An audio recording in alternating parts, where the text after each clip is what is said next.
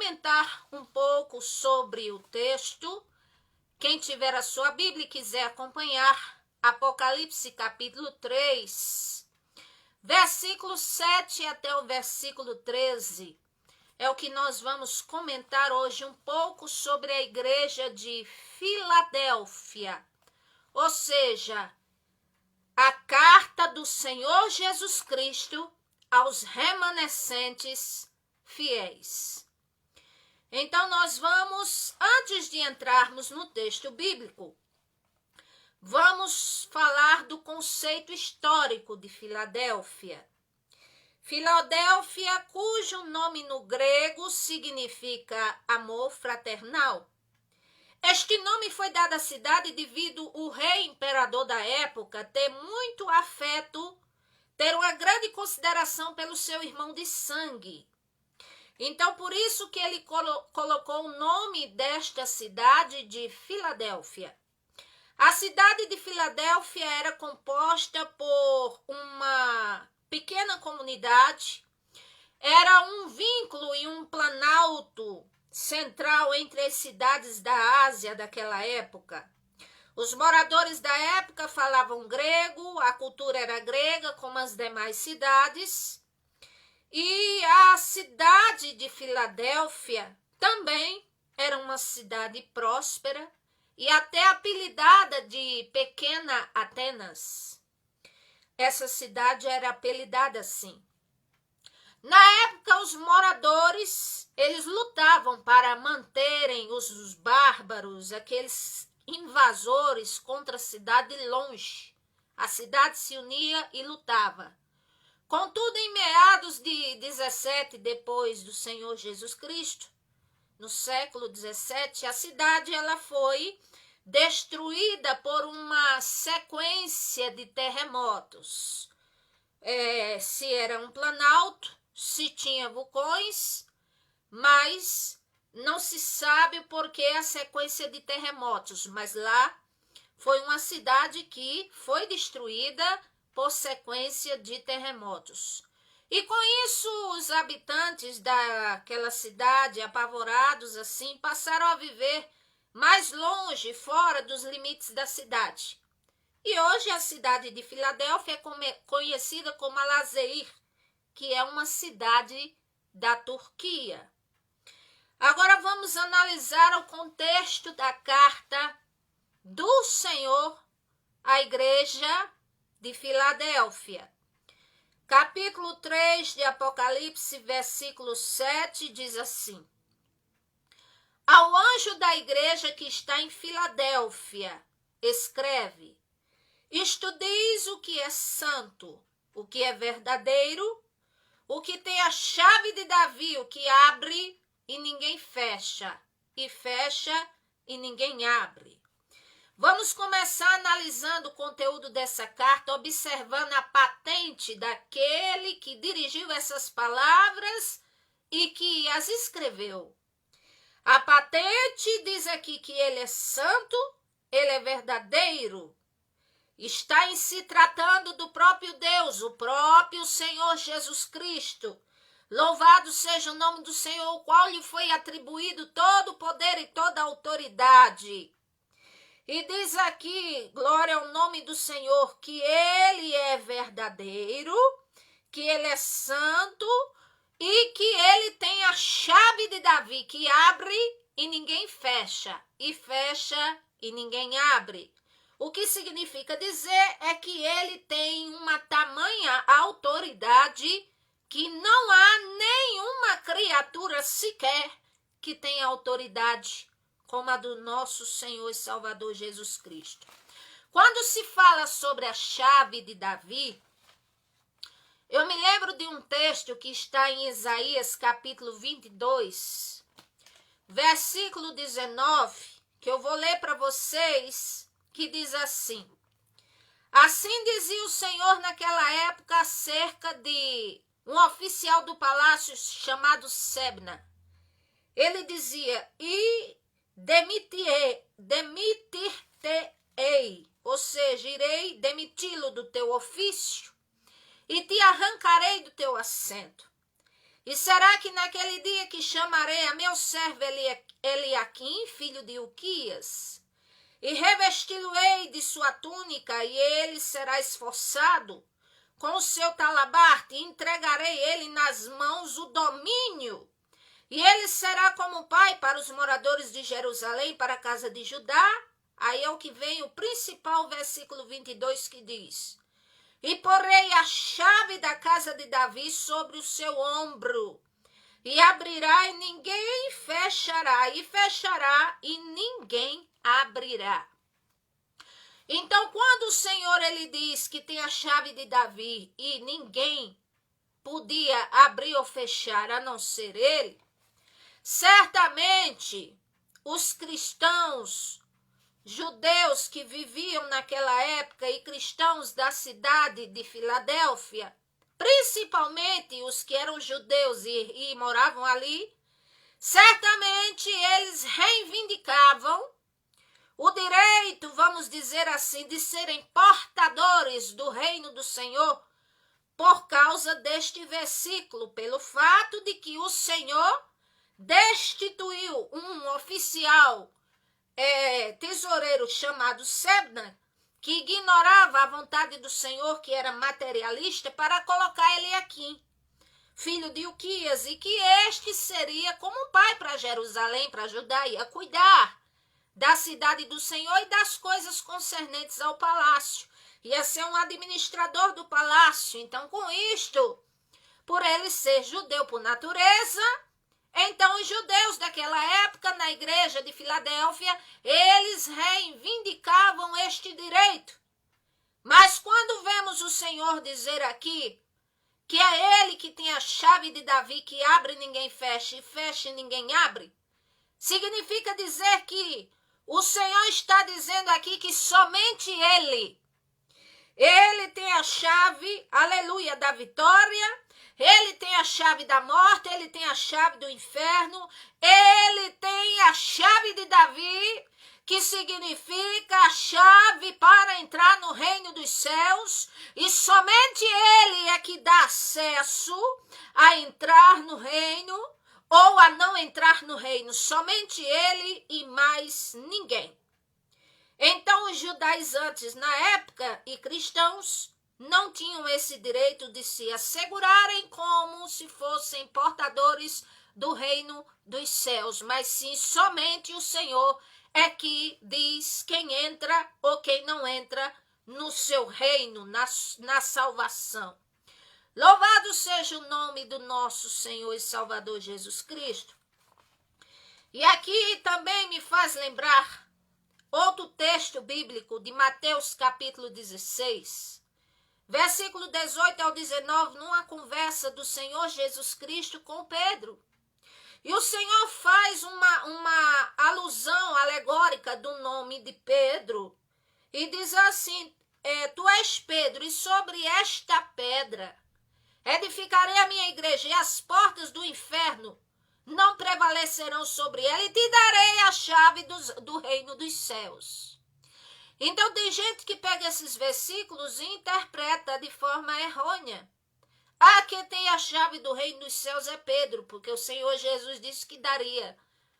Mas o sentido que o Senhor Jesus quis dizer é que Pedro ali, ele seria como, vamos dizer, ele era um presbítero, ele era o pastor, vamos dizer assim, para os cristãos judeus.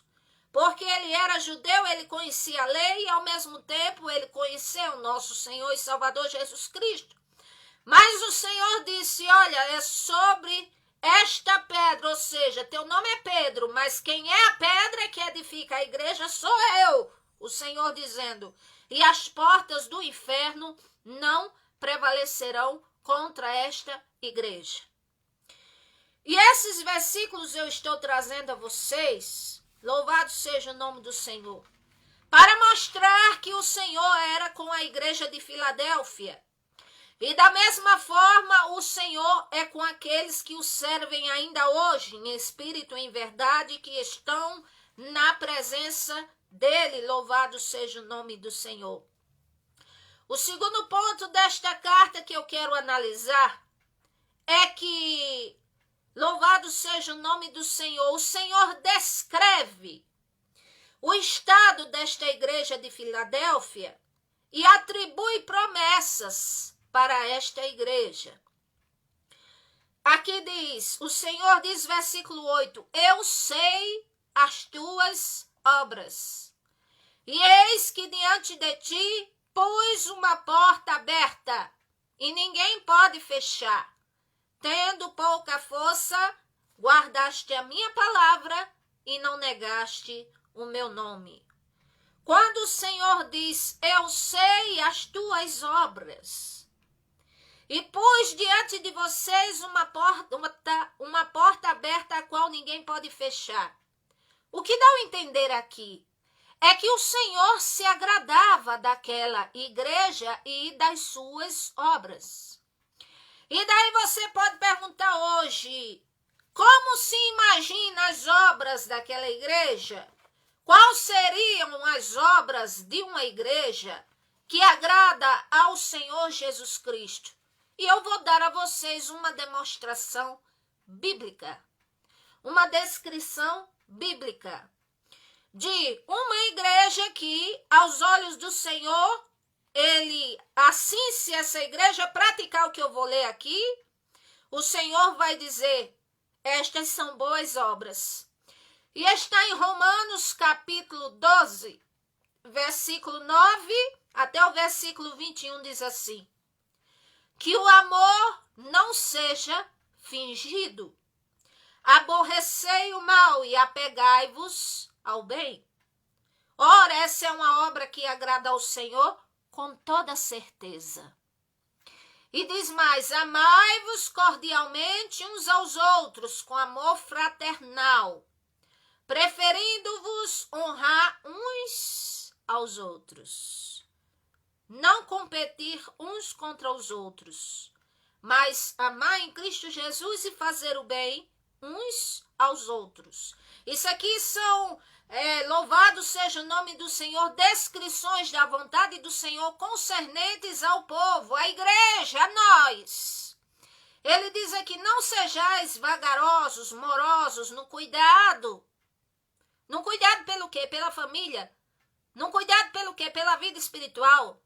No cuidado pelo quê? De fazer o que agrada ao Senhor. No cuidado de quê?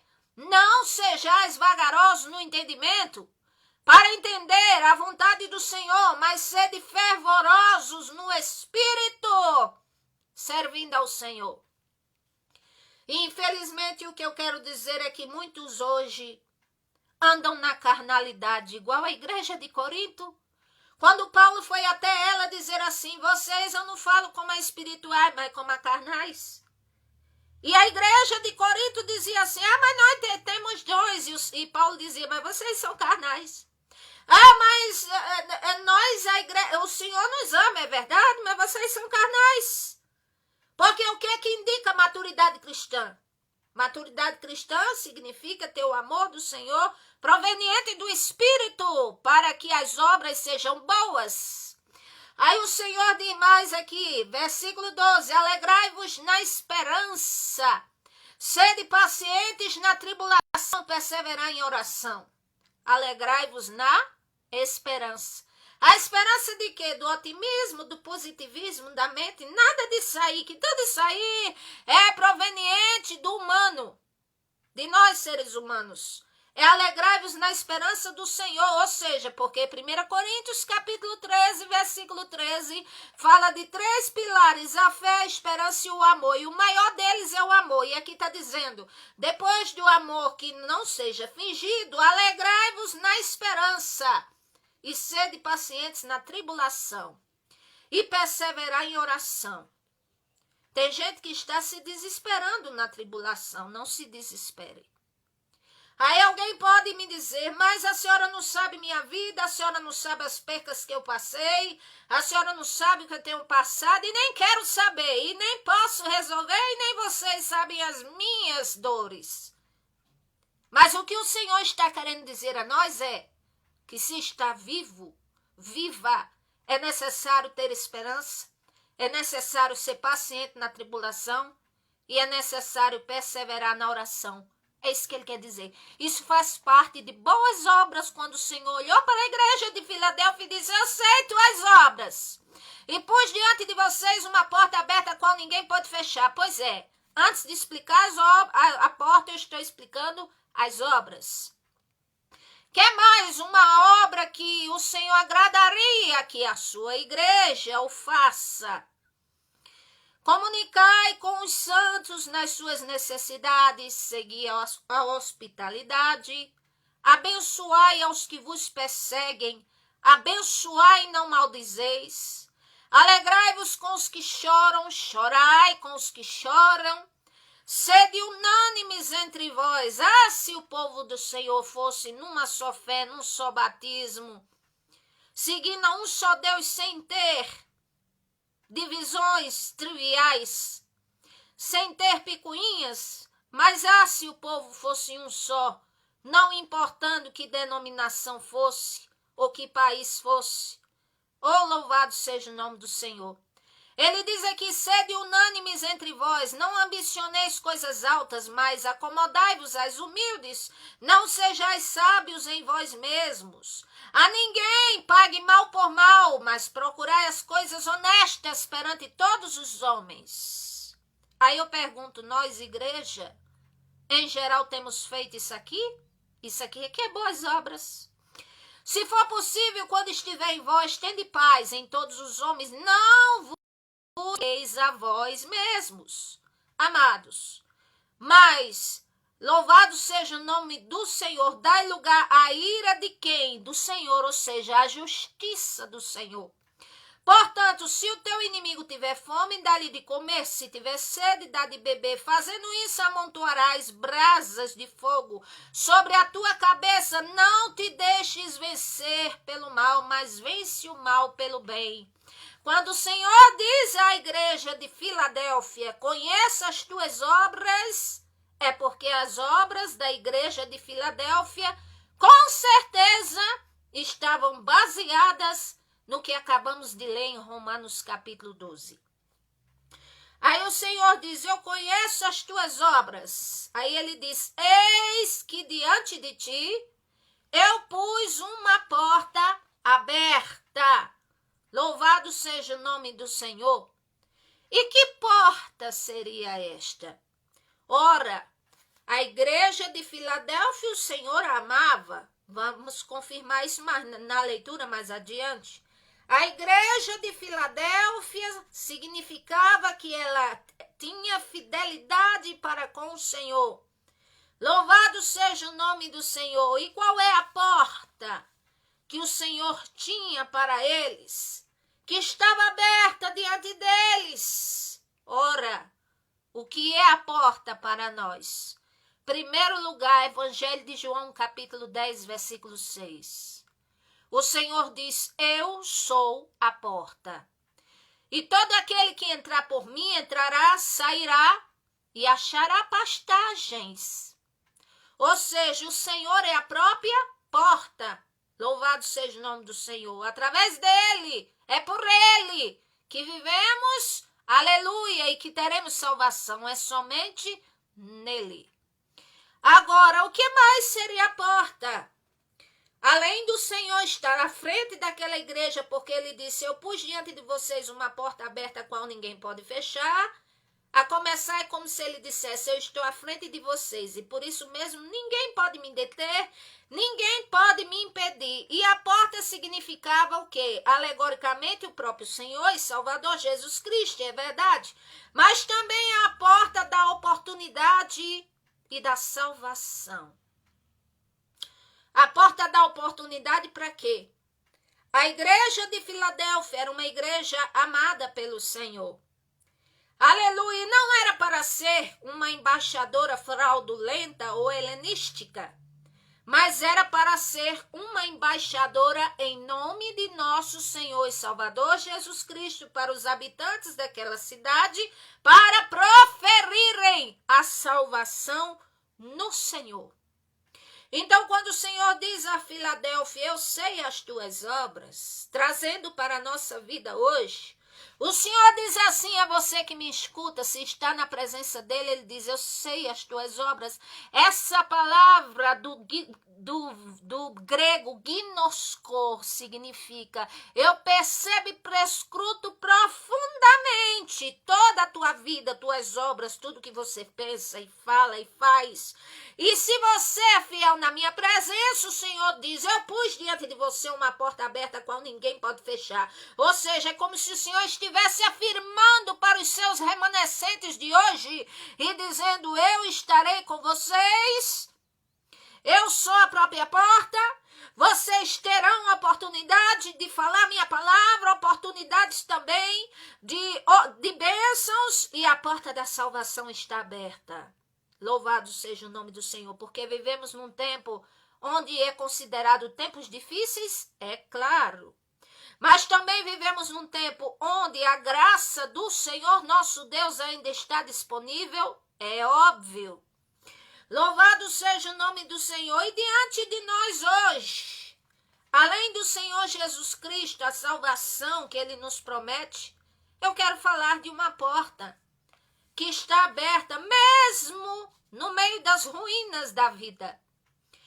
Oséias capítulo 2, versículo 15, diz assim, e lhe darei as suas vinhas dali, e o vale de Acor, que significa o vale da desgraça, eu farei porta da esperança, e ali haverá cântico, como nos dias da sua mocidade, e como no dia que subiu da terra do Egito.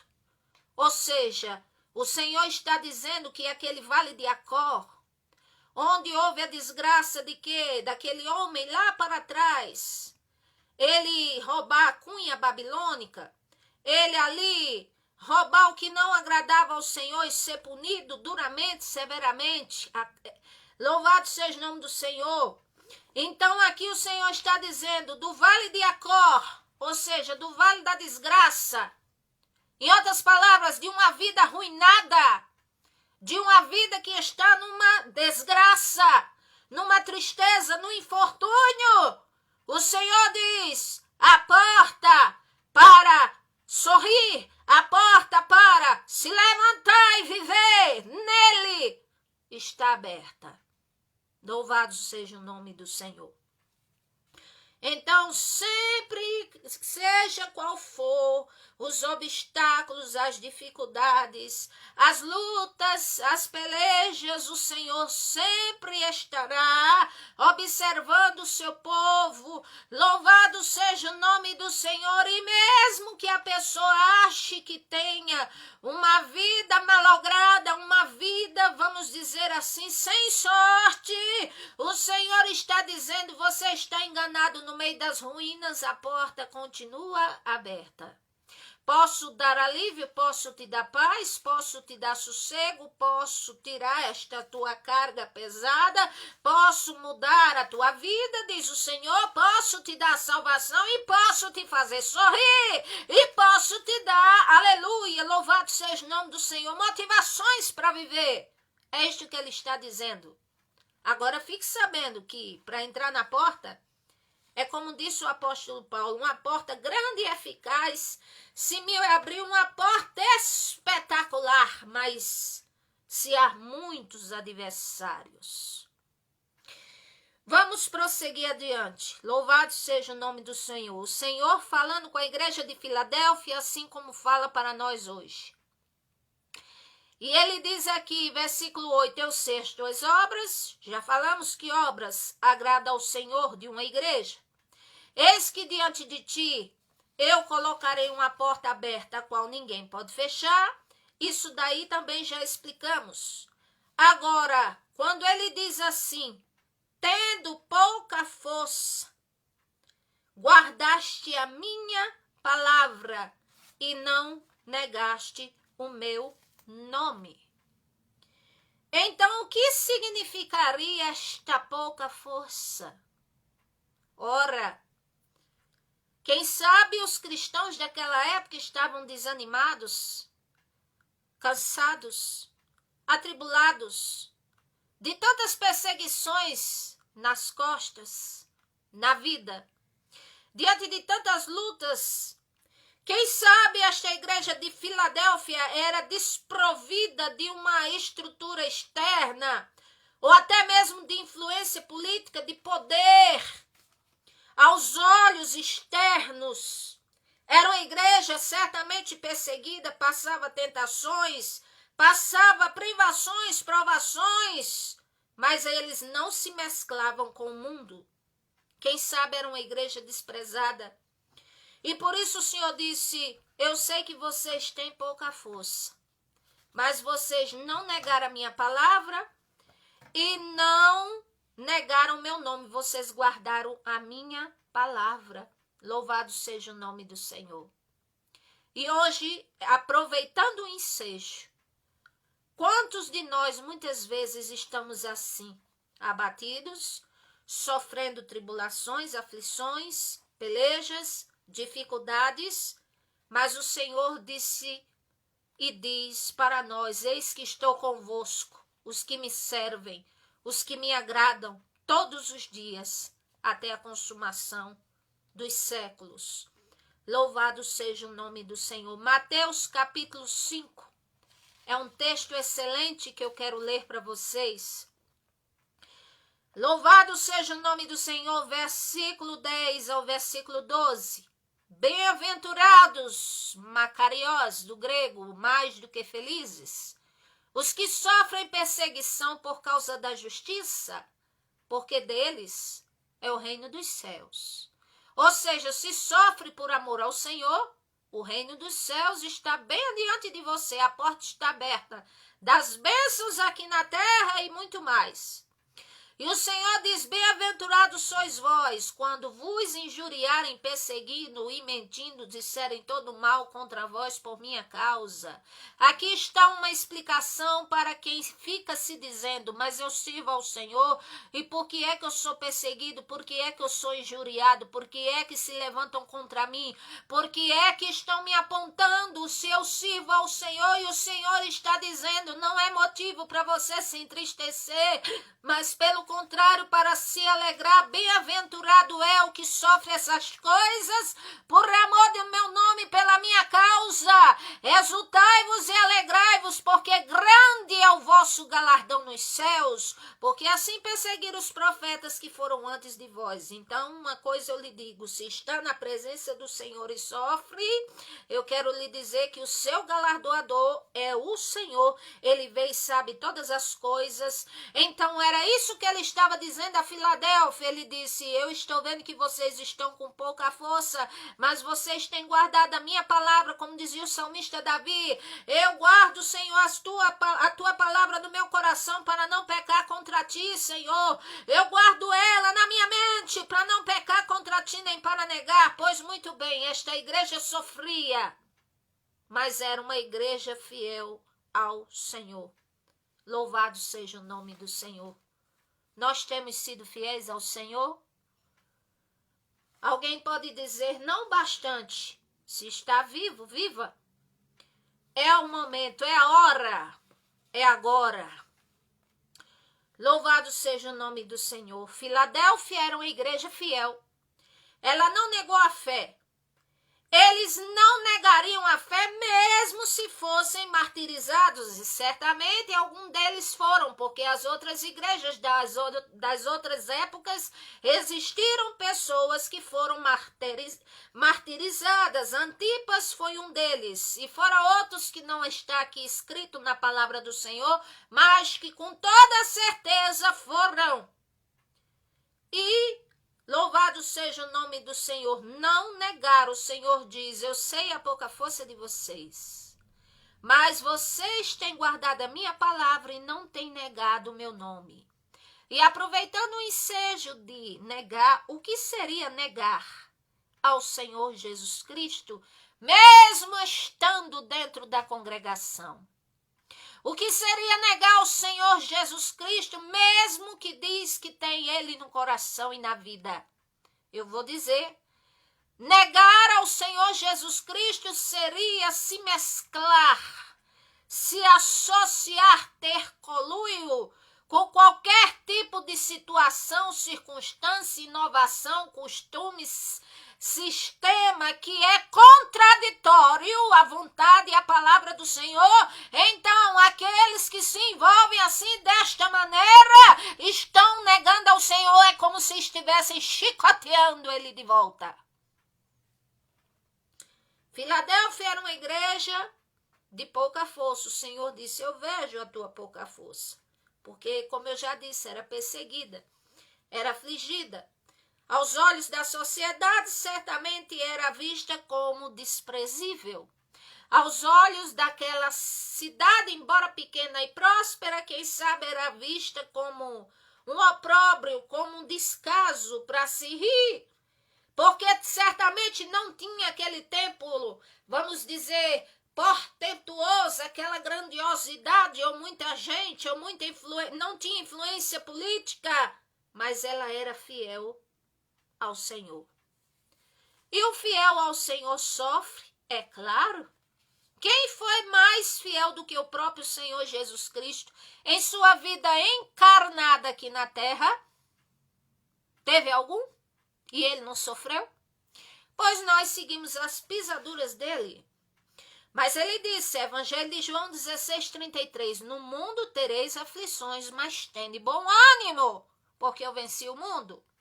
2 Coríntios capítulo 4, versículo 8, diz assim, em tudo somos atribulados, mas não angustiados a ponto de morte.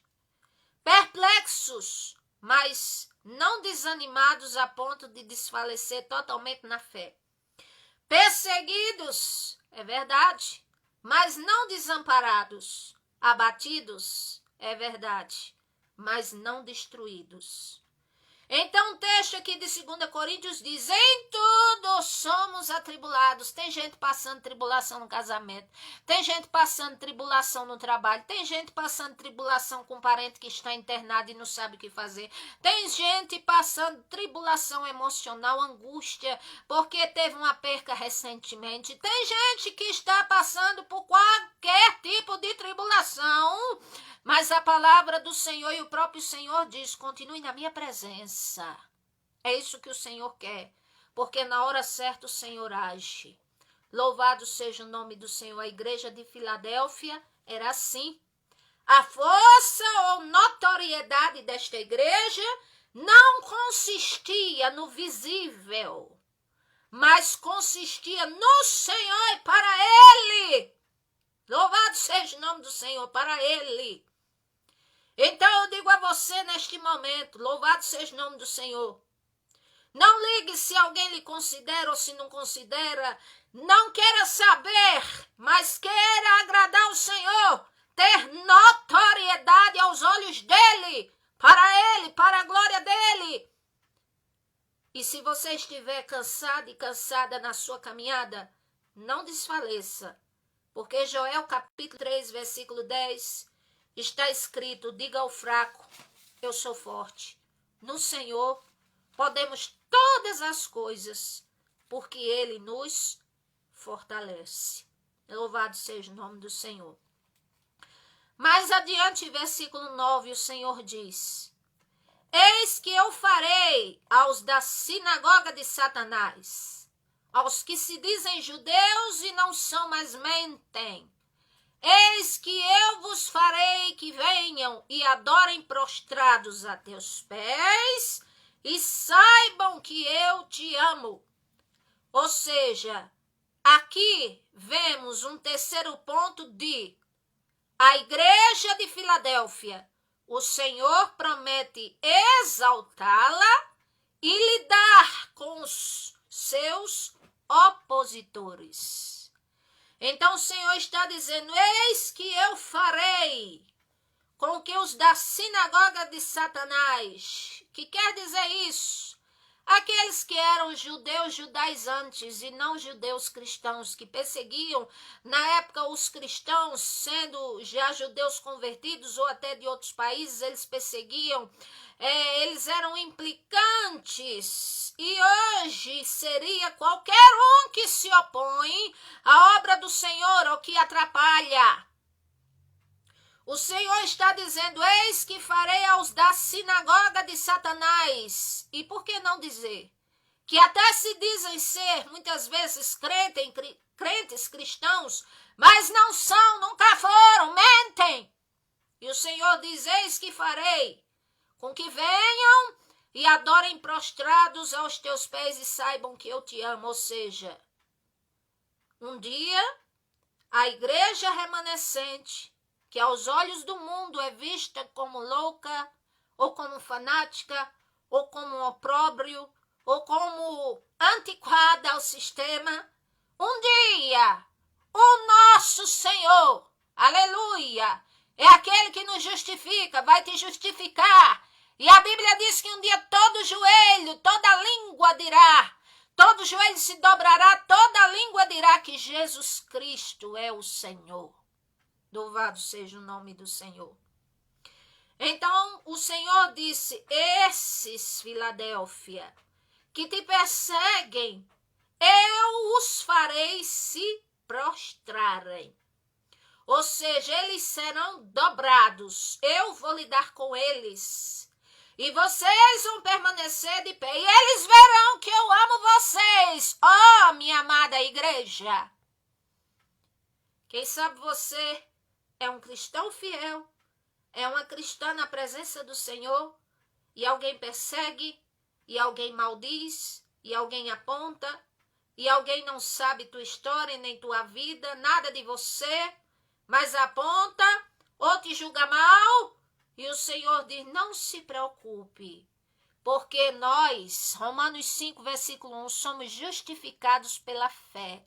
E por isso mesmo tenhamos paz em nome e para com o nosso Senhor e Salvador Jesus Cristo. Então o Senhor promete lidar com aqueles, iam se prostrar, ou seja, os que antes escarneciam, apontavam ou perseguiam, certamente chegariam de volta àquela igreja para pedir oração, para pedir por ajuda, para pedir um consolo, para pedir uma palavra proveniente do Senhor. E a igreja iria dar para a glória do Senhor.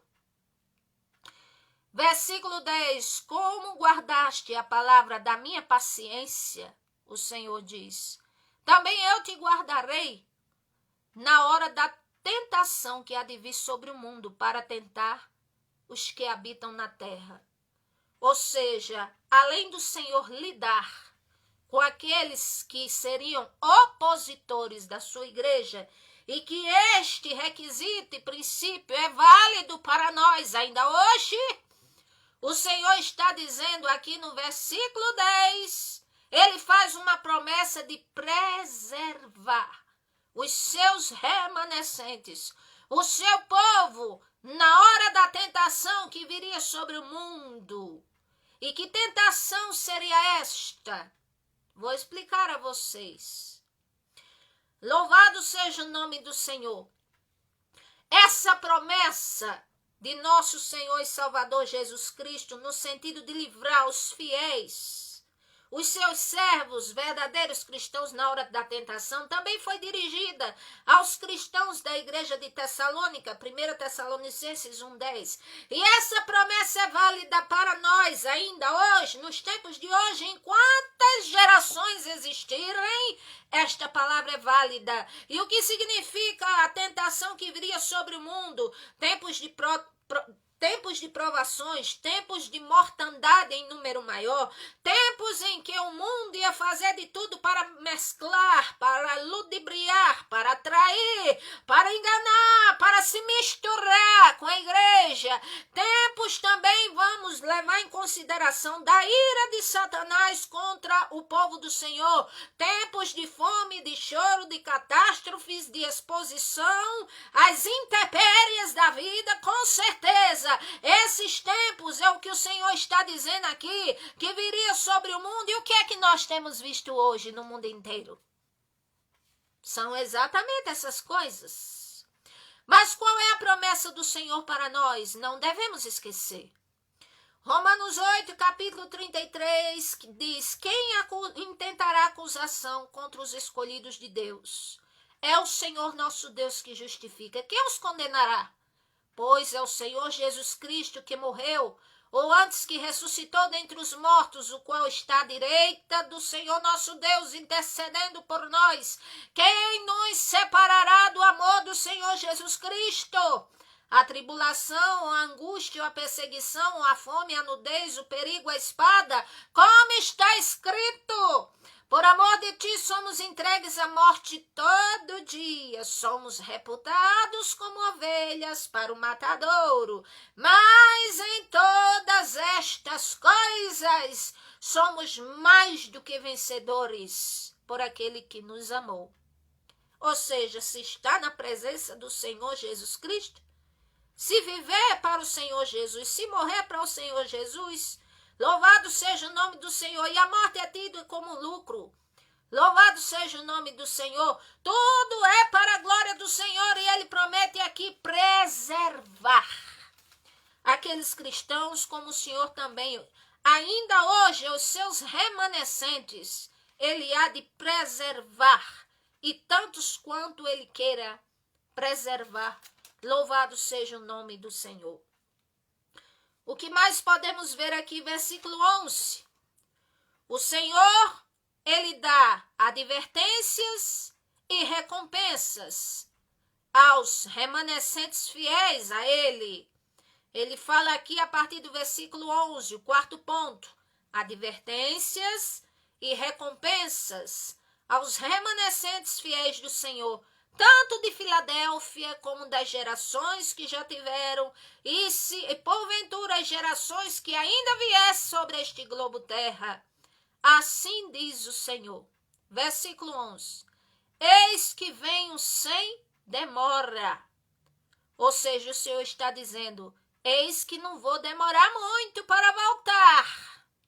E Ele diz, guarda o que tens, para que ninguém tome a tua coroa. Guardar o quê? Para não comprometer a coroa do galardão da salvação. Guardar, preservar tudo aquilo que tem valor eterno para o Senhor. A comunhão com o Senhor.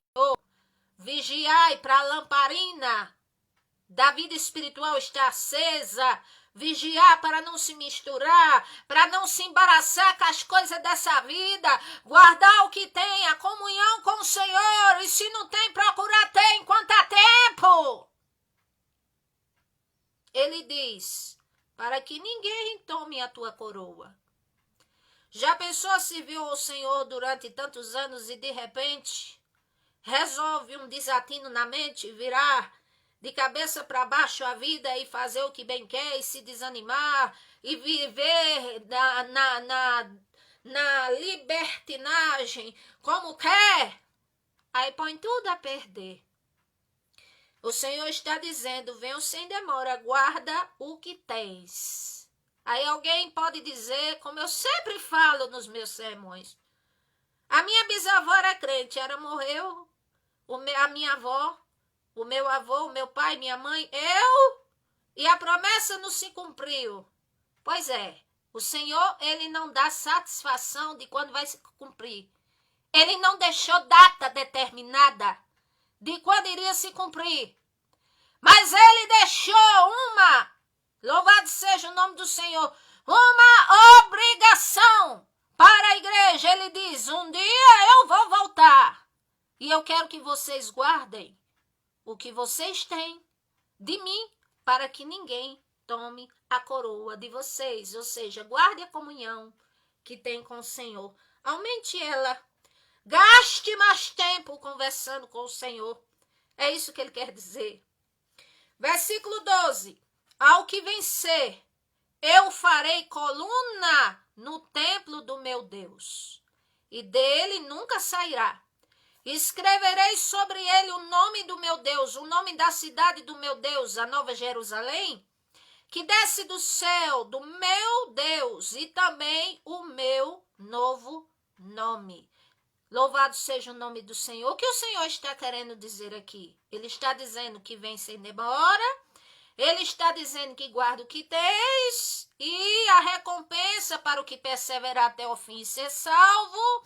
Louvado seja o nome do Senhor para aqueles que herdarem a salvação.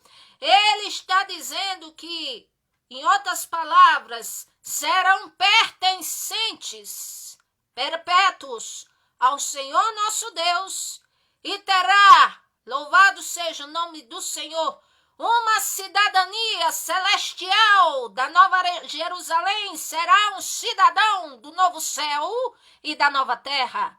Louvado seja o nome do Senhor. É isto que ele quer dizer, será propriedade exclusiva somente dele. Louvado seja o nome do Senhor. Então, até aqui a palavra do Senhor nosso Deus para todos. Esta é a palavra da sexta carta à igreja de Filadélfia. Que o Senhor vos abençoe. A paz de nosso Senhor e Salvador Jesus Cristo. Amém e graças a Deus.